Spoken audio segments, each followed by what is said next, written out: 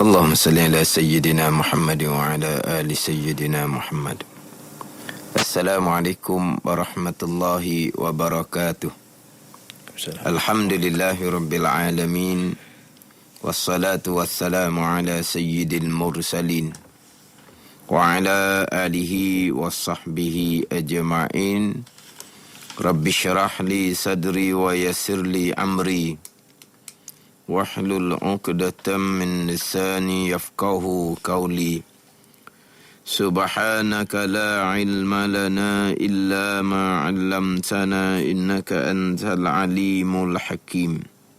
ولا حول ولا قوة إلا بالله العلي العظيم. Terima kasih kepada DJ Rudi dan kepada sidang pendengar segmen Nurani.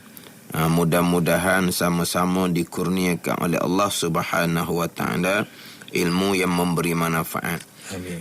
InsyaAllah segmen slot petang ini akan menyambung berkaitan dengan kaifiyah, cara beristinja.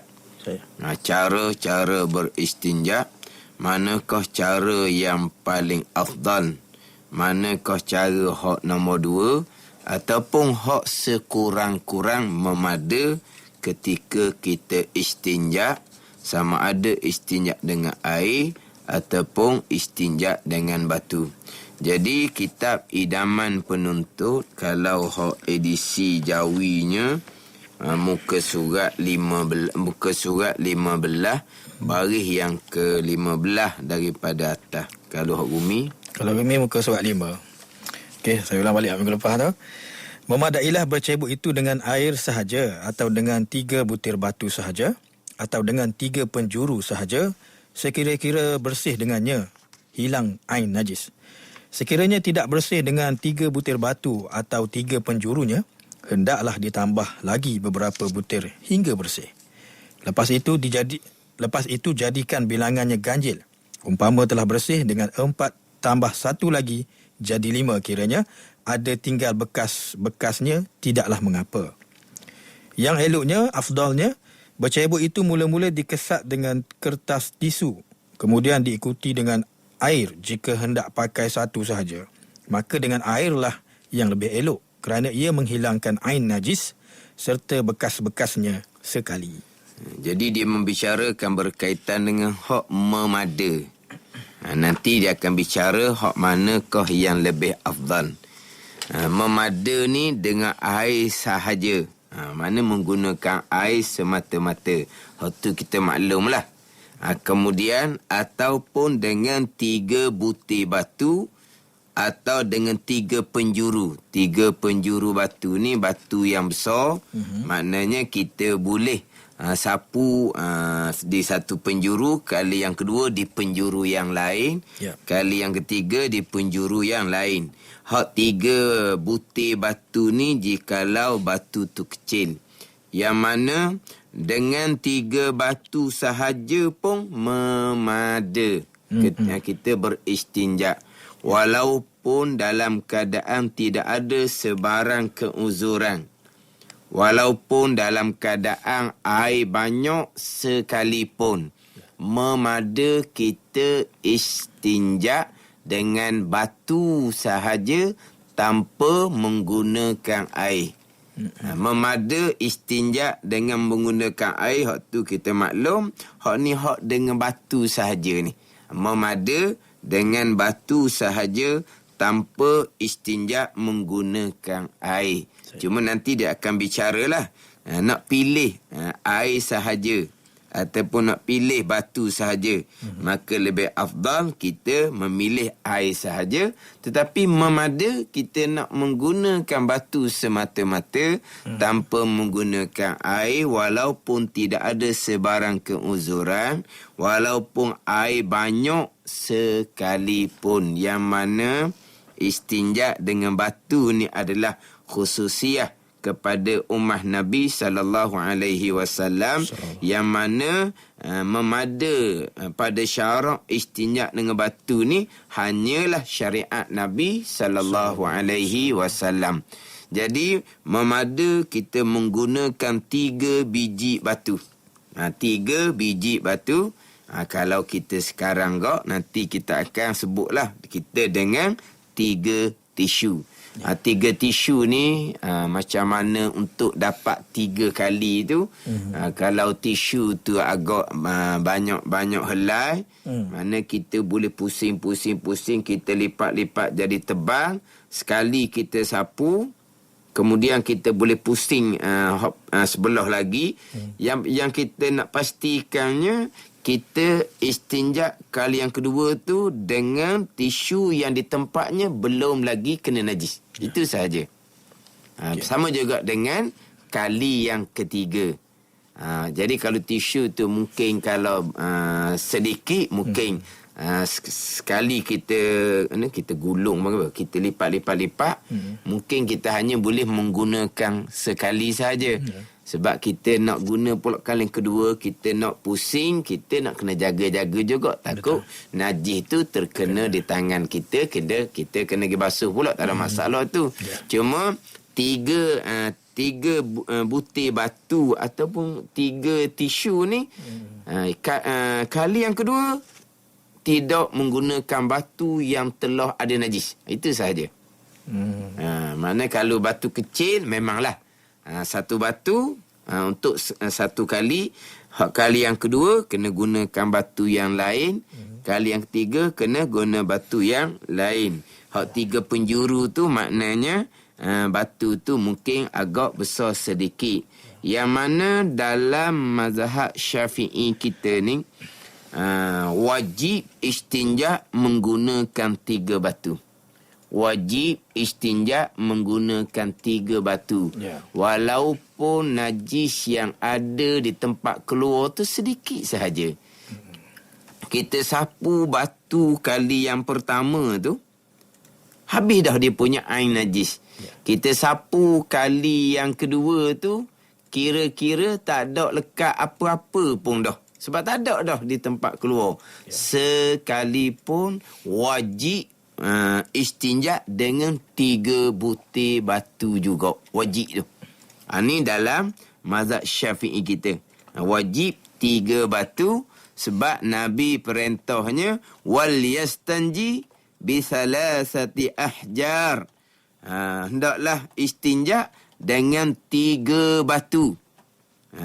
Istinja hendaklah dengan 3 batu. Dan Nabi SAW melarang. Nabi SAW melarang istinja kurang daripada 3 batu. Nabi melarang istinja kurang daripada 3 batu. Yang Nabi suruhnya istinja bisalasati ahjar, dengan 3 batu. Ini hak dalam mazhab Syafi'i kita, wajib menggunakan 3 batu walaupun batu kali yang pertama sudah habis kita sapu air najis yang keluar. Batu kali yang kedua tu sudah tidak lekat apa-apa dah di batunya. Tetap wajib kita menggunakan 3 batu juga. Wajib menggunakan 3 batu. Jadi kalaulah kita nak istinja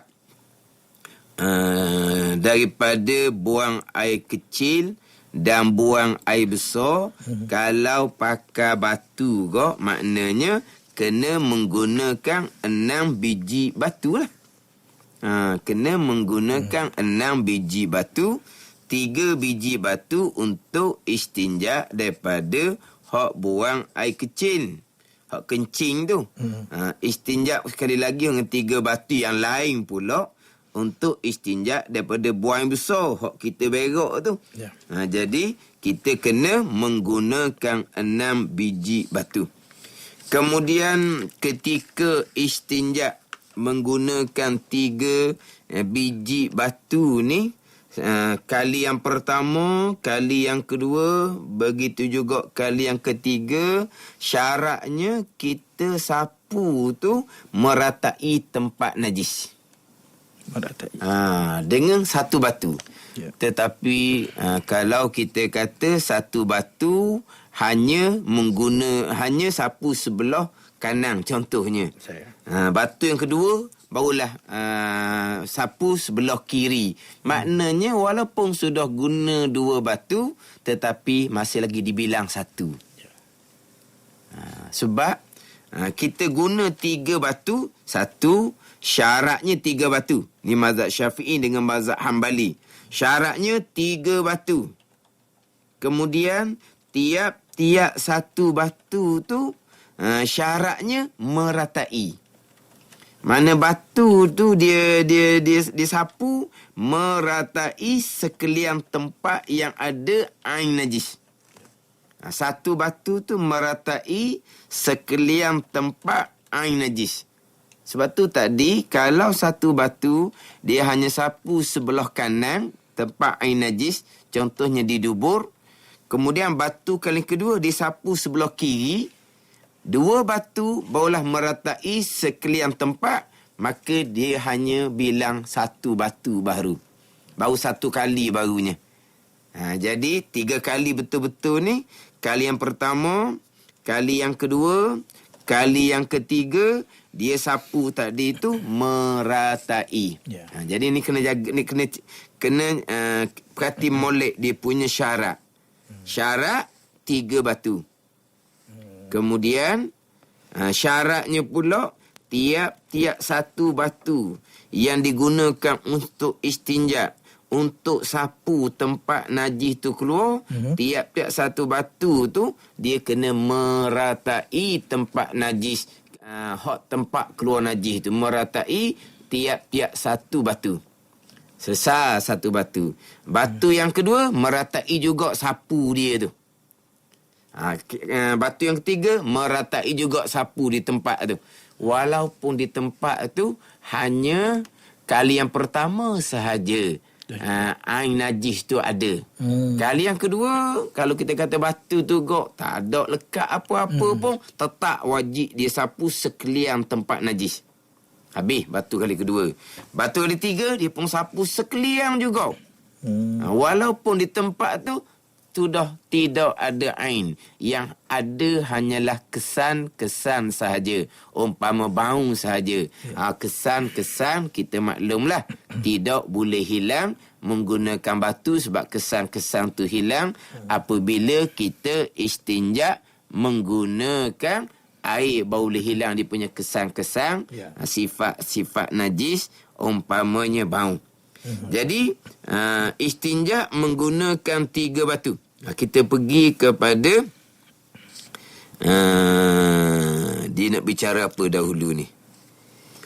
Dia akan bicara berkaitan dengan batu. Hak air selesai. Bicara hak batu ni. Dengan tiga butir batu sahaja atau dengan tiga penjuru batu sahaja.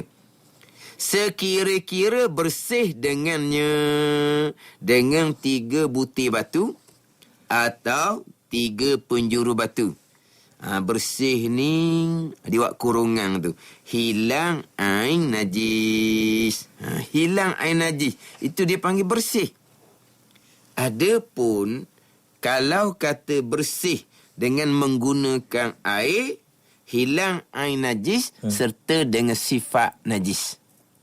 Itu kalau kita menggunakan air. Sekarang kita menggunakan tiga butir batu atau tiga penjuru batu ni, memada kita menggunakan tiga butir batu sahaja ataupun memada kita menggunakan tiga penjuru batu ni, sekira-kira bersih dengannya dengan tiga tu. Bersih ni maksud apa ni? Dalam kurungan tu tengok molek tu. Hilang ain najis. Kesan dia, contohnya sifat bau, tidak akan hilang hak tu. Dengan kita sapu dengan batu ataupun dengan tisu tak akan hilang. Jadi kata bersih ni, bersih apabila hilang ain najis. Dia panggil bersih. Maka memada dah tu. Boleh pergi semayang dah. Cuma dalam kitab ni bab air tak cerita panjang. Dia kalau bak air, nak panggil bersih, nak panggil suci, isyak dengan air, hilang dia punya ain serta sifat. Umpamanya baulah dihukumkan bersih, suci ketika kita istinja menggunakan air. Menggunakan air, nak panggil suci bersih, memada istinja dengan air, hilang dia punya ain dan hilang dia punya sifat. Kemudian nak pastikan hilang ain dan bekas. Dia panggil hilang ain dan bekas najis. Bekas ni sifat najis lah. Dia hilang ain dengan bekas ni bukan dengan yakin lah. Nak yakin kena pergi cium tempat tu, nak cium macam mana. Jadi kita kita basuh-basuh, kita istinja menggunakan air. Kira-kira di hati kita selesai dah. Awiti lah. Kena cium tangan kau. Nak pastikan tak ada bau dah. Tak dituntut. Tidak disunatkan. Tidak disunatkan. Kita nak cium tangan. Walaupun kemungkinan di tangan masih lagi ada tinggal bau, tidak semestinya di tempat tu masih lagi ada bau. Dah tu di tangan tu ada bau. Hak air najis, hak mula-mula tu, dia tak hilang bau. Bau dia kuat sangat. Sebab dia makan peta ke jering ke benda-benda berbau. Contohnya lah. Maka tak payah cium-cium tangan. Basuh istinja dengan air sampai ke di hati kita, kuat di hati kita, suci dah. Maka berhenti. Dia cuma ada alamat lah. Ada alamat ni macam mana. Kalau ketika kita istinja dengan air, ketika kita buang air besar, ketika kita basuh di tempat najis tu, dia ada purah sikit. Purah tu tahi daripada makanan-makanan kita. Dia ada macam ada tu sikit lah, tak licin betul. Sampai peringkat hilang hak purah tu, balik kepada kulit kita tu kasar. Kasar dah kulit kita. Tempat najis keluar ketika buang besar tu. Suci dah tu. Kalau orang perempuan pula, lepas hilang purah, dia punya air najis itu, kembali kepada licin dah kulit perempuan, maka suci dah tu. Itu alamat dia. Itu je alamat dia. Bukan kata nak basuh sampai kepada pucat kawan tu digi basuh. Ni waswas ni. Ni waswas. Waswas ni susah sikit lah. Dia sekali istinja tu berapa minit tak tahu. Ni kadang-kadang istinja bukan istinja diri sendiri. Apabila anak qada hajat, orang tuanya istinja. Punyalah basuh dengan air. Sampai anak tanya no, ayah tak sudah lagi ke? Lenguh dah anak duk tunggu. Sebab apa? Ayah duduk basuh. Tu lama sangat tu was-was. Mana kita basuh istinja dengan air, hilang dah dia punya purah-purah tahi keluar tu. Kalau kita lelaki, kulit kembali kasar. Kalau perempuan, rasa kembali licin kulit. Itu alamat sudah suci dengan bau hilang dia punya ain dan hilang dia punya bekas najis, iaitu sifat-sifat najis. Jadi hilang ain najis serta hilang bekas najis ni adalah istinja dengan air. Tapi kita tak cerita hak berkaitan dengan suci istinja dengan air ni macam mana. Suci isyak dengan air ni sehinggalah hilang dia punya ain dan hilang dia punya bekas dia. Sifat-sifat dia. Barulah kita pergi kepada memada istinja dengan 3 batu ni. Sekira-kira bersih dengannya dengan 3 batu atau dengan 3 penjurunya. Apa makna bersih? Dalam kurungan tu, hilang ain najis. Hilang ain najis. Adapun bekas-bekas najis, pastilah tak akan hilang kalau kita menggunakan batu, tetapi memada. Bukan kata kita istinja dengan batu ni syaratnya sampai ke hilang bau. Tu cabut kulit dululah jawapan dia. Ambil batu gonyoh, cabut kulit kawan tu. Baru nak suruh hilang bau. Dia hanya hilang ain sahaja. Ya. Hilang bekas sahaja. Sebab tu antara menggunakan air sahaja ataupun batu sahaja, afdal menggunakan air sahaja sebab dia boleh menghilangkan ain najis, diri najis, zat najis serta dengan bekas sifat-sifat najis. Ya. Istinja dengan batu hanya boleh menghilangkan ain sahaja, tetapi memada.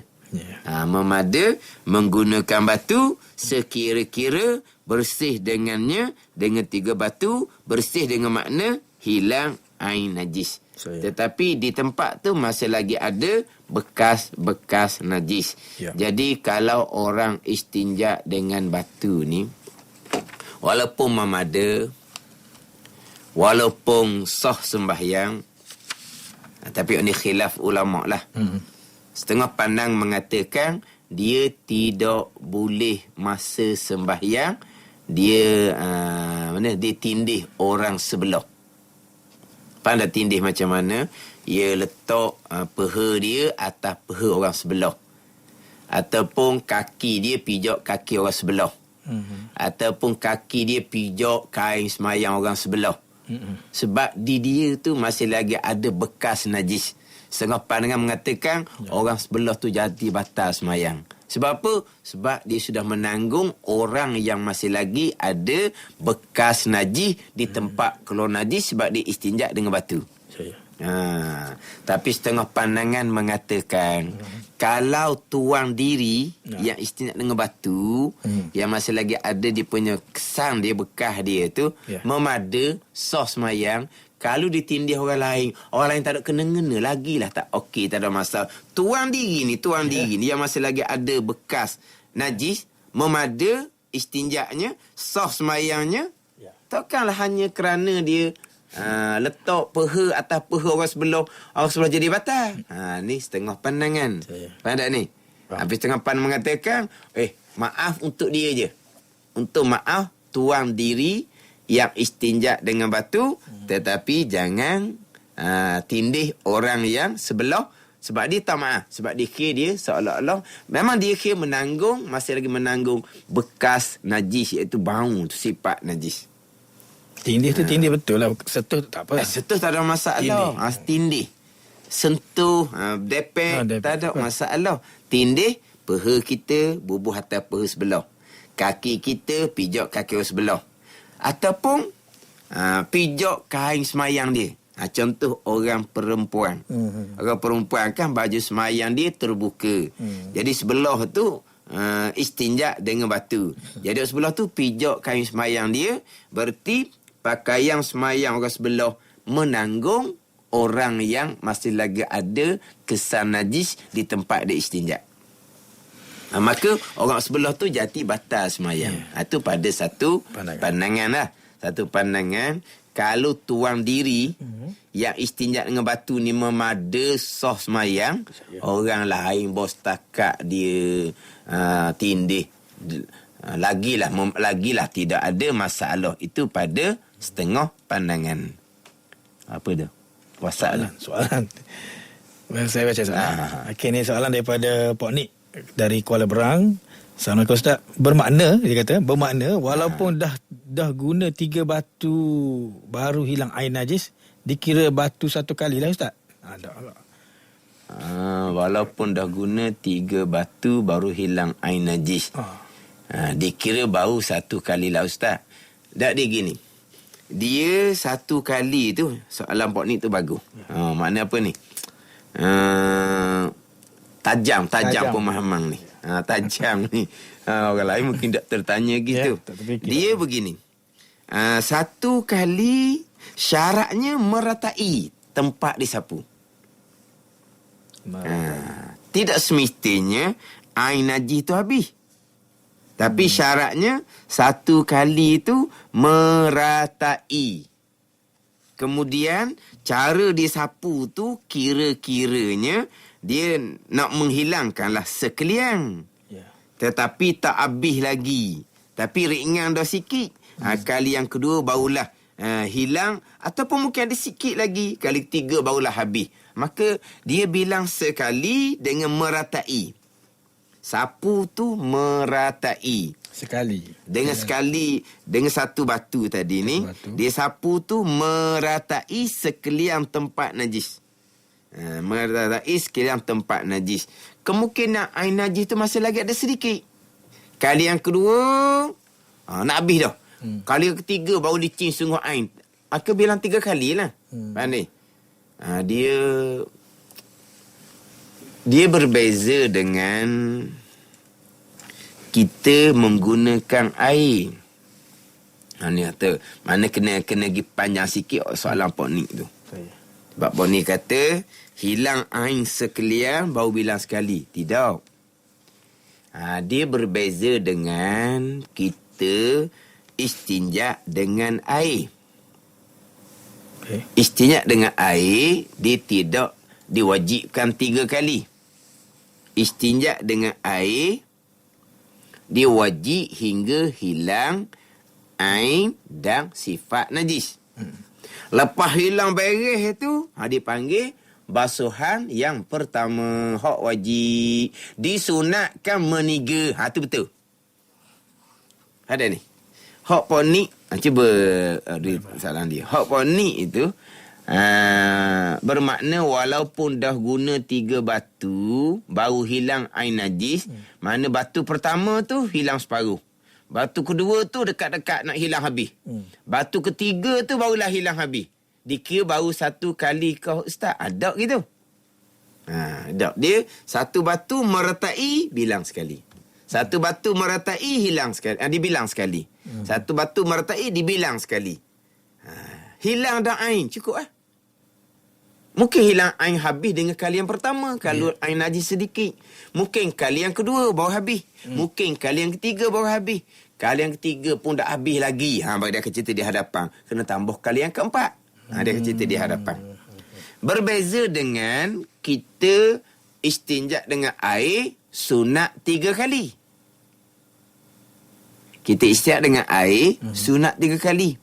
Istinja dengan batu wajib dengan 3 batu. Istinja dengan air wajib sunat 3 kali.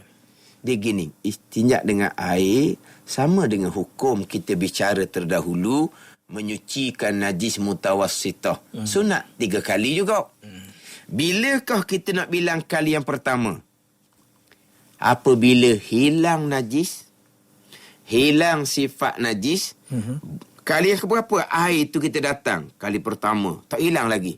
Kali yang kedua, baru hilang dia punya sifat. Baru bilang 1 kali basuh najis, 1 kali istinja dengan air, hak wajib. Sesat wajib. Boleh dah, nak berhenti boleh dah. Sunat meniga, datang air kali kedua, datang air ketiga, dapat pahala sunat istinja dengan air 3 kali. Tu betul. Kalau istinja dengan air 3 kali, nak bilang kali pertama, kena hilang air, kena hilang bekas yang sifat, barulah dibilang istinja dengan air kali yang pertama, hak hukumnya wajib. Meniga, hukumnya sunat. Sebab istinja dengan air hanya wajib sampai hilang air dan juga bekas dan juga sifat. Berbeza dengan istinja dengan batu. Kali yang pertama, syaratnya meratai tempat. Meratai tempat. Kali yang kedua, meratai tempat najis. Kali ketiga, meratai tempat najis. Bila kau hilang air najis, mungkin batu yang pertama. Walaupun batu yang pertama sudah hilang air najis, tetap wajib dengan 3 batu juga. Kali yang kedua hilang air najis, kena kali yang ketiga. Kali yang ketiga di cerita di hadapan, tak hilang juga air najis, wajib tambah kali yang keempat. Dia akan cerita di hadapan. Dia Pak Nik dalam WhatsApp tu ada sokmo ni. Pak Nik kalau berang tau. Ada sokmo. Bagus. Mana apa ni? Dia ambil faham, kemudian tadilah dia punya tajam tu. Tajam.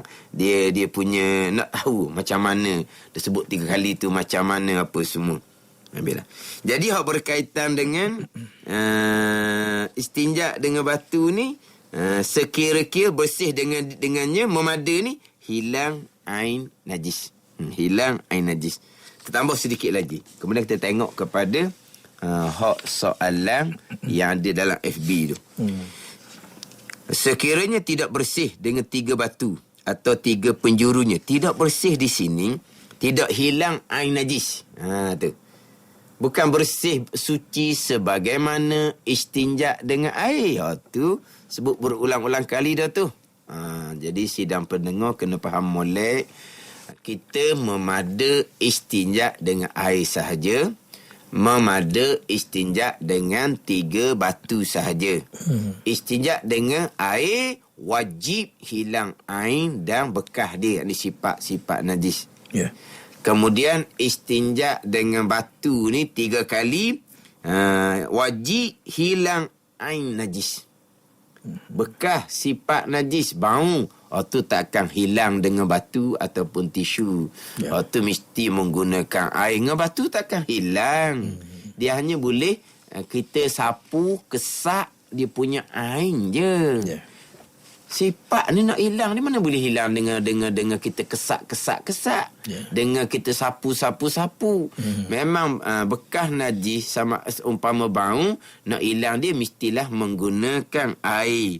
Ini menggunakan batu pastilah dia punya bekas, kalau kita kata bekas gaut, dia punya bau dia tak akan hilang.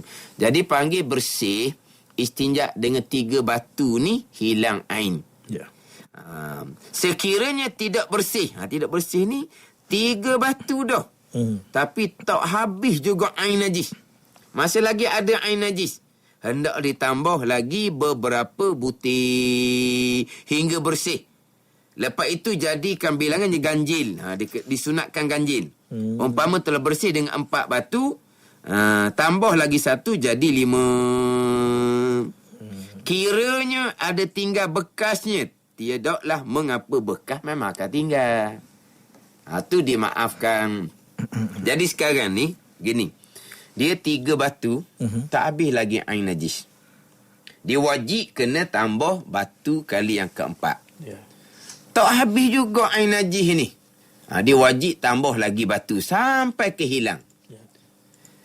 Kalaulah contohnya, hilang air najis, batu kali yang keempat. Hilang air najis, batu kali yang keempat. Ya. Maka disunatkan tambah lagi 1 batu biar jadi ganjil. Kat tu. Sunat tambah lagi 1 batu supaya jadi ganjil. Hak Nabi kata, iza tajmara ahadukum falyastajmir witra. Dia nak supaya biarlah dengan witir, dengan ganjil. Jadi kalau kali yang keempat habis dah air najis, beres dah, wajib beres dah. Sebab apa? Sebab nak hilang air najis je. Ya. Tapi genap yang keempat, sunat tambah batu 1 lagi biar jadi ganjil. Yang kelima tu sapu tak ada hilang apa, dapat air habis dah. Kalau kali yang kelima habis air najis, tak ada lah berhenti lah, sebab 5 tu ganjil. 5 tu ganjil. Ada ni.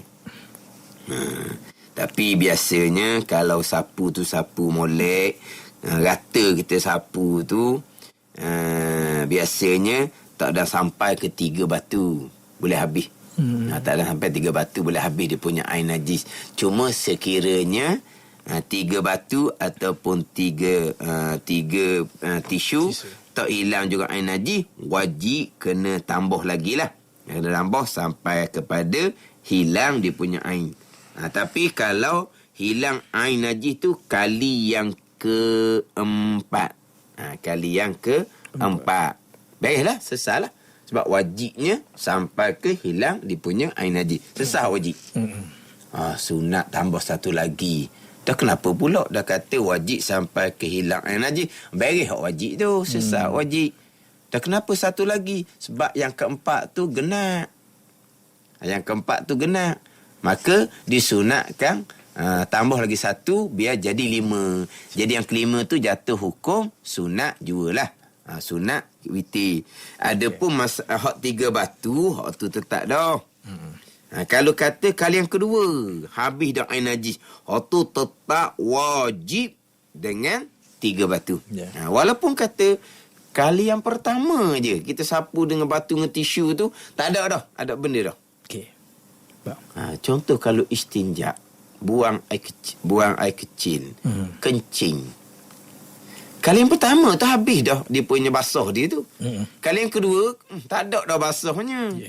Kali yang ketiga lagi tak ada lah basuhnya. Tetap wajib 3 batu, 3 tisu juga. Sebab Nabi larang Nabi larang daripada istinja bi aqalla min salasati ahjar. Nabi larang istinja kurang daripada 3 batu. Mana tetap wajib 3 batu. Walaupun 1 batu, 2 batu sudah hilang air najis, tetap wajib 3 batu di sisi mazhab Syafi'i kita dan di sisi mazhab Hambali. Kata 3 batu. 3 batu tak bersih lagi, wajib kena tambah sampai ke bersih. Tambah 1 batu kali yang keempat, bersih dah. Selesai hak wajib sebab bersih dah tempat najis keluar. Tapi disunatkan tambah 1 lagi biar jadi ganjil, biar jadi batu tu kali yang kelima ataupun tisu kali yang kelima. Maka memada dah bersih dengan hilang air najis. Tapi bekas sifat pastilah tidak akan hilang apabila kita istinja menggunakan batu. Kita istinja menggunakan tisu, dia hanya boleh menghilangkan air najis semata-mata. Memada dipanggil bersih dah, sah dah sembahyang kita dan sah jadi imamnya. Masalah saya sebut tadi tu, dia tanggung, dia tindih orang lain tu, itu hak khilaf ulama. Cuma kalaulah orang istinja dengan batu ni, contoh ni dia masuk dalam tempat mandi, bathtub tu tempat mandi yang mana airnya sedikit, dia masuk ke dalam tu, maka air tu dihukumkan najis sebab di tempat isinya tu masih lagi ada kesan sifat najis. Maka menajiskan air hak dalam bathtub tu kalau air tu tidak sampai 2 kolom. Jadi selesai hak berkaitan dengan hak memada istinja dengan air sahaja ataupun dengan 3 batu sahaja, sekira-kira bersih tempat hak istinja dengan 3 batu dengan bau hilang air najis. Kemudian dia akan masuk pula kepada yang afdalnya hak mana. Kalau nak pilih antara air dengan batunya, nak pilih hak mana. Jadi sebelum kita masuk hak kaifiah hak paling afdal ni, kita pergi dulu kepada hak persoalan hak dalam FB kita tu. Daripada Hamidah Abu Cik. Dia tanya, setelah beristinja Kediang kok. Setelah beristinja Kediang air pun ada balik. Dia masalah tak ada air ni. Atau sudah terjumpa air, maka kena ke kita basuh pula dengan air atau boleh ke mana-mana tanpa menggunakan air sebagai bilasang untuk hilangkan bau? Maknanya seharian kita boleh ke mana-mana dengan istinja tadi? Ni soalan ni segmen minggu lepas ada dah soalan ni. Sama juga soalan minggu lepas, ingat tak? Istinja dengan batu, kemudian pergi pada tempat yang ada air, adakah wajib pula istinja dengan air? Jadi kita faham di situ seolah-olahnya tempat istinja sebelum tu tidak ada air. Macam agak soalan hak ni. Setelah beristinja kemudian air pun ada balik. Atau sudah terjumpa air, maka kena ke kita basuh pula dengan air? Sekarang ni kita memada istinja dengan batu, walaupun air banyak mana sekalipun, tak timbul lah jumpa air ke tak jumpa, ada air ni. Ni sekarang ni dia kata kemudian ada air, kemudian jumpa dengan air. Sekarang ni air ada ni, kita memada istinja dengan batu, tak ada kemudian jumpa airnya, memang ada air. Macam tempat kita ni, air ada sama-sama. Air ada sama-sama. Soalan tu masih lagi banyak orang fahamnya istinja dengan batu apabila ke tiada air. Salah pemahaman. Batu sebut berulang kali dah. Walaupun tepi laut sekalipun, walaupun air banyak sekalipun, walaupun tak ada sebarang uzur sekalipun, syariat Nabi memada kita istinja dengan batu. Situ. Air tak ada, wajib istinja dengan batu, bukan memada dah. Jadi jumpa air kemudian kena basuh pulak dengan air. Atau boleh ke mana-mana tanpa menggunakan air sebagai bilasan untuk hilangkan bau. Maknanya seharian kita boleh ke mana dengan istinja tadi. Bukan kita boleh ke mana-mana. Kita boleh semayang dengan istinja dengan batu tadi tu. Hok ke mana-mana. Pelik apanya kadang-kadang kita ke mana-mana. Pakaian kita tadi tu mengercik air kencing. Apa tak ni? Kita berjalan dengan najis. Tu tak lewat semayang lah. Mana ceritanya. Ni ke mana-mana apa. Satu hari itu kita boleh guna, boleh sembahyang dengan istinja dengan batu tu. Ada ni. Dia tak ada kaitan. Cuma saya sebut dah minggu lepas. Cara afdalnya dia akan cerita di bawah tu. Mungkin minggu ni kita tak masuk lagi. Cara afdalnya adalah kita menggunakan batu, kemudian menggunakan air. Sekarang ni kita guna batu. Air ada ke, air tak ada ke, kita guna batu. Kemudian berasa nak pakai air pula, kita pun kapuh pula dengan air. Kemudian, itulah hak paling afdal. Cuma antara batu dengan kita guna air kemudian tu, jarak lama mana tu nak dapat afdal. Tak kira jarak lama mana. Lambat pun tak kira. Sekarang ni, kita katalah, dia istinja dengan batu. Kerana ketiadaan air. Kerana ketiadaan air, tu wajib istinja dengan batu. Wajib. Kemudian, dia jumpa air. Dia pun ambil air pula, basuh untuk menghilangkan bekas dia. Untuk umpama bau, itu hak afdal. Baik. Ataupun, tadi air banyak. Tapi rasa malas nak pakai air. Dia kata, dia pun nak pakai tisu. Kemudian tu, air nak pakai air pula. Tu hak afdal. Tisu, kemudian diiringi dengan air. Cuma antara batu dengan air ni, terpisahnya jarak lama mana. Tak kira lama mana pun. Bila kita istinja dengan batu, kemudian segera iringi dengan air. Kemudian, lambat jugalah iringan air. Itu hak paling afdal. Kemudian, tu. Syamuddin Mansur. Saya tanya, salam Ustaz. Kalau beristinja dengan tisu basuh, kena hilang sifat najis juga ke? Bau lah. Kena hilang bau tak? Dia, insyaAllah kita akan cerita balik tu tisu basuh. Tisu basuh ni kena panjang bicara. Sebab tisu basuh, hak basah dengan air mutlak kita nak. Kalau basah dengan umpama sekarang, orang guna tisu basah tu, itu bukan air mutlak di tisu tu. Di tisu tu ada obat yang boleh mematikan kuman. Tu kita kena bicara semula hak berkaitan dengan tisu basah tu. Ahmad Rizwan, Muhammad Nur, batu tu jenis kelikir atau batu kapur, Ustaz? Dia nak batu tu keras. Keras, kesat. Kesat. Tapi kalau kerikil tu, luka lah pulaknya. Dia nak sekarang ni keras. Kemudian batu tu kasar. Kasar lah, jangan kerikil. Kerikil tu licin. Kerikil tu tajam. Tak ayok tajam tu. Cuma Ponik tadi ada satu soalan lagi. Ponik tambah. Ada tambah soalan dia kata.